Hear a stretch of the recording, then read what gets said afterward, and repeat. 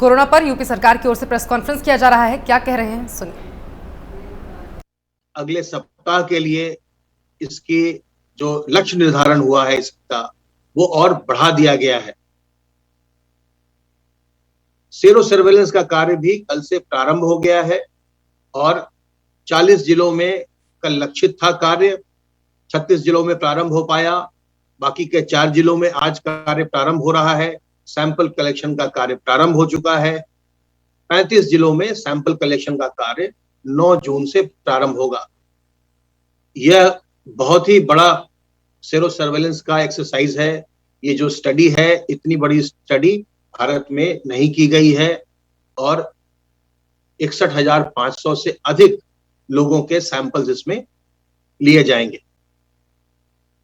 दवाओं की व्यवस्था निरंतर की जा रही है। निगरानी समितियों के माध्यम से जो भी लक्षण युक्त व्यक्ति हैं, उनके बिना टेस्ट के परिणाम की प्रतीक्षा किए हुए उनको दवाएं उपलब्ध करवाई जा रही हैं और संक्रमण को रोकने के सारे उपाय किए जा रहे हैं।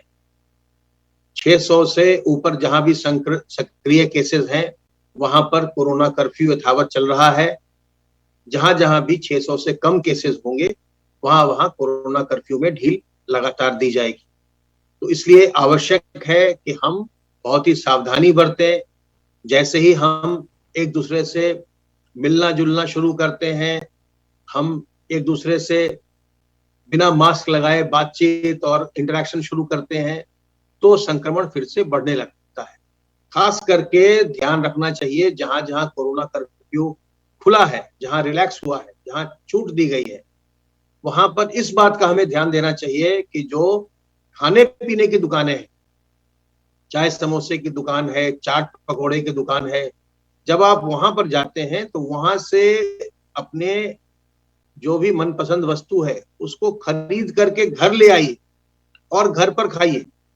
क्योंकि जब मिठाई और समोसे की दुकान के आगे भीड़ लगा करके खाते हैं, उस समय खाने के लिए आपको अपना मास्क उतारना पड़ेगा और आप मास्क उतार के खाते हुए जब बातचीत करते हैं तो फिर आप संक्रमण के जद में आ जाते हैं। तब आप वायरस के लिए बहुत ही आसान निशाना बन जाते हैं। तो इसलिए कहीं भी भीड़ भाड़ में खड़े होकर खाना पीना मत करिए, क्योंकि जब आप खाएंगे तो उस समय आपका मास्क उतरा हुआ होगा। अगर आपको मिठाई या चाट पकौड़े बहुत पसंद है तो आप दुकान से खरीद लीजिए और ले जा करके घर में खाइए। वहां पर सड़क पर अगर भीड़ करेंगे तो परेशानी होगी। तो सावधानी निरंतर बहुत जरूरी है। आपसे मेरा अनुरोध है कि सतर्कता बरतते रहिए और जैसे ही आपका नंबर आए अपना टीकाकरण जरूर करवाइए। दोनों ही प्रकार के जो वैक्सीन लगाई जा रही है, दोनों ही बिल्कुल सुरक्षित है और असरदार है। सावधान रहिए, सतर्क रहिए। किसी प्रकार की दुविधा हो, हमारे हेल्पलाइन नंबर 1800 180 51 45 पर फोन करिए। स्वस्थ रहिए, संक्रमण मुक्त रहिए और सपरिवार प्रसन्न रहिए। धन्यवाद अमित जी। आपने अभी प्रदेश के जो कोरोना के संबंध में ताजा स्थिति है उसके बारे में बताया। मैं ये बताना चाहूंगा कि माननीय मुख्यमंत्री जी की जो उनके निर्देशन में, नेतृत्व में जो ये कोरोना से नियंत्रण करने की रणनीति, जो कि 3T, जो 3T हैं, ट्रेस, टेस्ट और ट्रीट, और उसके साथ साथ जो कोरोना कर। तो देखिए, उत्तर प्रदेश सरकार के स्वास्थ्य विभाग की ओर से प्रेस कॉन्फ्रेंस किया जा रहा था, जिसमें कई महत्वपूर्ण बातें कही गई। ये कहा गया कि पिछले 24 घंटे के अंदर 1092 नए कोरोना के केस मिले हैं, जो कि पहले से काफी कम है। लेकिन इस बीच ये भी कहा गया कि अब अनलॉक की प्रक्रिया क्योंकि उत्तर प्रदेश के अंदर शुरू हो गई है, आज और 2 जिलों को छूट दे दी गई है। लेकिन इन सबके बीच सावधानी रखनी है, सतर्कता रखनी है। इस बात का जिक्र भी किया कि आप दुकानों पर जाएं लेकिन घर ले जाकर खाना खाएं। ये जो 5 तत्व हैं, 3T+2, ये जो 5 तत्व हैं, इनकी जो एक विस्तृत काम कर रही हैं 90,000 गांव में, जो हमारी निगरानी समितियां जो जा रही हैं, घर घर जाकर वो लक्षण युक्त व्यक्तियों को खोज रही हैं, जिनके द्वारा लगभग 10 लाख से अधिक जो है वो मेडिकल किट जो हैं बांटे गए हैं ऐसे सभी लोगों को जिनको जरा कहीं बुखार और खांसी है, चाहे उन्हें कोरोना के लक्षण नहीं भी थे उनको भी दिया गया है।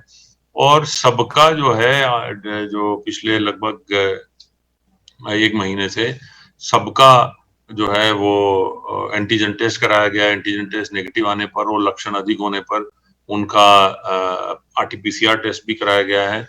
मैं बताना चाहूंगा कि लगभग 1.5 से 2 महीने से ही उत्तर प्रदेश सरकार माननीय मुख्यमंत्री जी के नेतृत्व में गांवों में विशेषकर टेस्टिंग के अभियान में बहुत तेजी से काम कर रही थी। और पिछले लगभग 2 महीने में जितने टेस्ट हुए हैं ओवरऑल लगभग 1.25 करोड़ के आसपास, उनमें से लगभग 65% जो है वो सिर्फ ग्रामीण क्षेत्र के टेस्ट थे, जहां की एग्रेसिव टेस्टिंग करके ये सुनिश्चित किया गया है कि 70% से अधिक गांव में कोई भी किसी प्रकार का संक्रमण नहीं है। तो ये जो व्यवस्था है माननीय मुख्यमंत्री जी के नेतृत्व में, उसका परिणाम आज देखने को मिल रहा है कि जहां देश में कई प्रदेशों में संक्रमण या तो बढ़ रहा है या उतनी तेजी से नहीं घट रहा है जितनी तेजी से कि उत्तर प्रदेश में घटा है।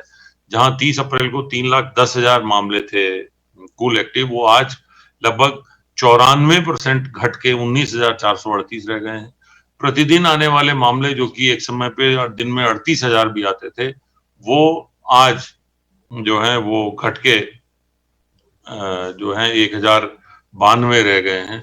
तो ये लगभग 90 से 98% जो है प्रतिदिन आने वाले जो है मामलों में घटोतरी और एक्टिव मामलों में घटोतरी, और जो कि रिकवरी प्रतिशत जो कभी 88% तक चला गया था, वो बढ़ के अब 97.6% हो जाना, ये पूरा एक जो उत्तर प्रदेश का मॉडल, यूपी मॉडल जो माननीय मुख्यमंत्री जी के निर्देशन में, उनके नेतृत्व में और उनके स्वयं के जो है समीक्षा से जो ये एक मॉडल बना है, जो कि मॉडल इम्प्लीमेंट हुआ है, ये उसका परिणाम है कि इतनी तेजी से प्रदेश देश में सबसे तेजी से जो है मामले घटे हैं। और इसका परिणाम यह है कि जहां आंशिक कोरोना कर्फ्यू पूरे प्रदेश में लगा हुआ था, वो अब केवल 64 जनपदों में रह गया है। बरेली और बुलंदशहर में भी चूंकि कुल मामले 600 से कम हो गए हैं, इसलिए वहां पर भी आज अभी साप्ताहिक कर्फ्यू जो है वो लगा रहेगा, परंतु सोमवार से वहां पर भी उन 2 जनपदों में भी जो है वो कोरोना कर्फ्यू समाप्त होगा। लेकिन रात्रिकालीन कर्फ्यू और जो साप्ताहिक कर्फ्यू है वो जारी रहेगा, और जो भी रिस्ट्रिक्शन है वो जारी रहेंगी। ये पूरी जो है यूपी मॉडल जिसका नेतृत्व खुद माननीय मुख्यमंत्री जी ने किया, उनकी समीक्षा की और उन्होंने जमीन पर जाकर जो दौरा किया, उसका ये परिणाम है कि इतनी तेजी से कम हुए हैं केसेस। और वैक्सीनेशन भी जहां भी बताया कि हम लगभग 2 करोड़ के पास पहुंच रहे हैं, वो भी इसी का परिणाम है। कुछ प्रदेशों ने तो वैक्सीनेशन जो है वो बंद कर दिया, लेकिन उत्तर प्रदेश में माननीय मुख्यमंत्री के निर्देशन में ये वैक्सीनेशन की प्रक्रिया, टीकाकरण की प्रक्रिया बहुत तेजी से चल रही है। अब इसके साथ साथ जैसे जैसे कोरोना कर्फ्यू में सुधार हो रहा दिया जा रहा है, ये ओपीडी जो है वो अस्पतालों में बढ़ाई गई है, परंतु ये भी निर्देश दिया गया है कि केवल गंभीर रोगी ही ओपीडी के लिए जाएं, बाकी को टेली कंसल्टेशन के लिए बढ़ावा दिया जाए, ताकि टेलीफोन पे डॉक्टर से बात करके दवा लें और उसका उपचार हो। क्योंकि अभी भी रिस्क है, बाहर निकलकर बाजार में या अस्पताल में जाने में अभी भी रिस्क है, इसलिए उसको ये अनुरोध किया गया है सभी से कि अधिकतर टेली कंसल्टेशन से कराया जाए और टेली कंसल्टेशन को, टेली मेडिसिन को बढ़ाया जाए, उसको बढ़ावा दिया जाए। मैं यहाँ ये भी बताऊंगा कि प्रदेश सरकार जो कोरोना से लड़ाई की समुचित व्यवस्थाएं कर रही थी, उनमें ऑक्सीजन की व्यवस्था में अब वर्तमान में समुचित ऑक्सीजन की व्यवस्था प्रदेश में है। कल लगभग 398 मीट्रिक टन ऑक्सीजन दी गई थी, जो कि एक समय पे 1100 मीट्रिक टन भी प्रतिदिन प्रदेश सरकार द्वारा उपलब्ध कराई जा रही थी। इसके साथ साथ आगे आने वाली तीसरी लहर जो संभावित है, उसको, उसी लड़ाई के लिए प्रदेश में अब अस्पतालों को एक स्टैंड अलोन, एक अपने आप में ही उनकी ऑक्सीजन की सप्लाई उनको मिलती रहे, उसके लिए लगभग 415 जो है वो प्लांट, ऑक्सीजन प्लांट, हर अस्पताल के साथ अपना एक प्लांट जो है वो, जो कि हवा से ऑक्सीजन बनाता है, उसके लिए ऑक्सीजन टैंकर की आवश्यकता नहीं है, ऐसे प्लांट जो है स्वीकृत करके उन पे काम चालू कर दिया गया है। लगभग 68 प्लांट जो है वो चालू भी हो गए हैं। तो ये प्रक्रिया एक बड़ी तेजी से चल रही है, ताकि प्रदेश में जो ऑक्सीजन की समस्या कभी भी ना आए और अस्पतालों को इंडिपेंडेंटली बिना किसी ट्रांसपोर्टेशन के वहीं पर जो है ऑक्सीजन मिलती रहे। ये जो संभावित तीसरी लहर है, उसके लिए भी बहुत बड़ी तैयारी की आवश्यकता थी। तो ये ऑक्सीजन का जो प्लांट इतने लग रहे हैं, उसकी तैयारी की तरफ एक बहुत बड़ा कदम है। इसके साथ-साथ ये भी बताऊँगा, माननीय मुख्यमंत्री जी ने स्वयं ये निर्देशन किया है कि हर मेडिकल कॉलेज में कम से कम 100 बेड का जो है paediatrician ICU, paediatric ICU, Piku और नियोनेटल आईसीयू, नीकू का निर्माण किया जाए और हर जिले में जिला अस्पताल पे कम से कम 20 से 25 से 30 बेड का जो है वो पीकू का और नीकू का, नियोनेटल का निर्माण किया जाए, ताकि अगर कहीं किसी प्रकार से भविष्य में कोई जो संभावित लहर है उसमें अगर बच्चों पर भी कोई समस्या आती है तो ये आईसीयूज जो हैं उपलब्ध रहें। सीएचसी तक भी ये निर्देशित किया गया है कि 15-15, 20 जो है ऑक्सीजन कंसंट्रेटर्स वहां उपलब्ध कराकर कम से कम 20 बेड ऐसे बनाए जाएं जहां की ऑक्सीजन की उपलब्धता रहे। इसके साथ साथ मैं ये भी बताऊंगा कि कोरोना के कर्फ्यू के बावजूद भी जो है वो अन्य गतिविधियों को चालू रखा गया है। जैसे आपको जानकारी है, कोरोना कर्फ्यू में औद्योगिक गतिविधियां चल रही हैं, औद्योगिक गतिविधियों को नहीं रोका गया है। लगभग 1,13,000 हेल्प डेस्क जो बनाए गए हैं विभिन्न बड़ी इकाइयों में और ऐसी इकाइयों में जहां पर 50 से अधिक मजदूर काम करते हैं। लगभग 2,500 से अधिक जो है वो कोरोना केयर सेंटर बनाए गए हैं, जहां पर कि अगर कोई इमरजेंसी हो तो जो है पेशेंट्स जो वर्कर्स हैं उनको उनका इलाज समुचित टेम्पररी या सही इलाज कराया जा सके।